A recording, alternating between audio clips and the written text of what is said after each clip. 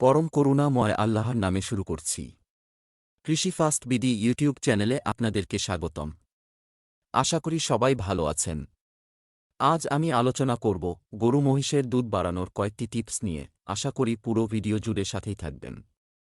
তো চলুন শুরু করা যাক।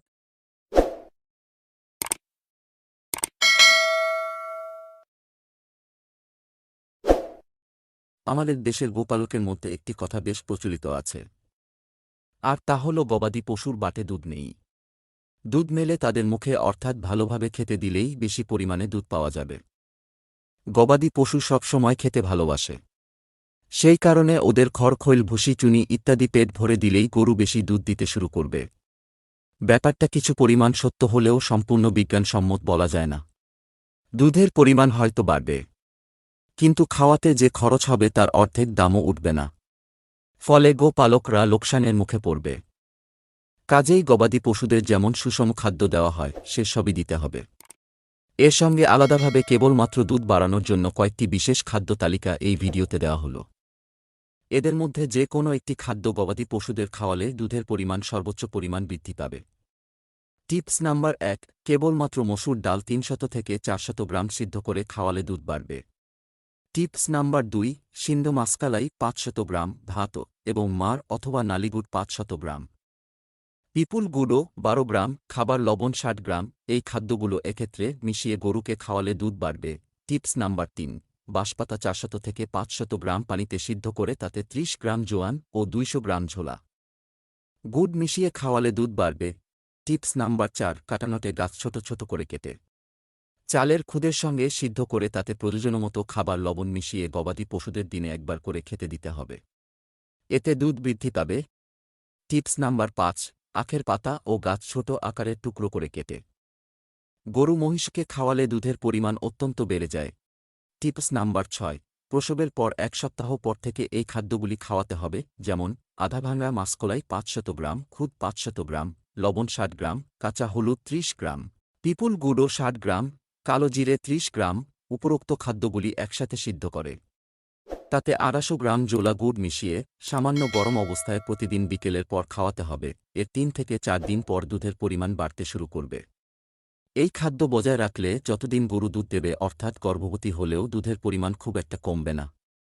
টিপস নাম্বার ৭, খেসারির ডাল অথবা ভুসির সঙ্গে চালতা অথবা তেঁতুল সিদ্ধ করে খাওয়ালে দুধ বাড়বে।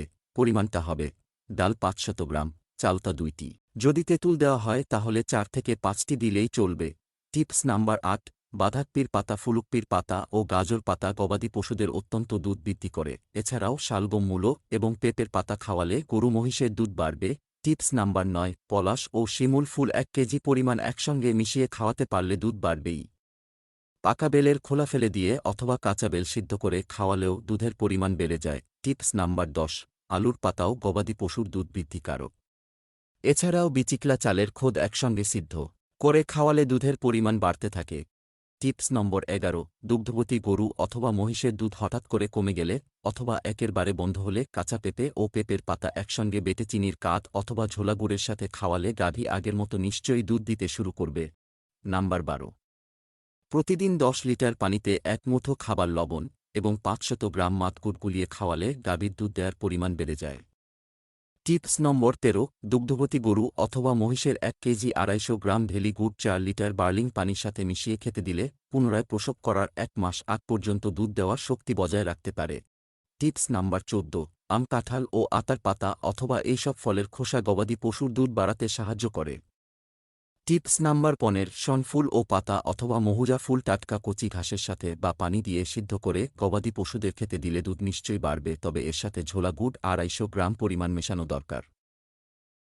টিপস নাম্বার ১৬, আর্থিক অবস্থা যদি খারাপ হয় এবং টাকা দিয়ে কোনো উপাদান, কৃষিজাত অথবা শস্যজাত কেনার মতো আর্থিক ক্ষমতা না থাকে তাহলে গুলঞ্চ ছোট আকারে কেটে অথবা বাবলার শুটি ও থোড় গবাদি পশুদের খাওয়ালে দুধ বেশি পাওয়া যাবে।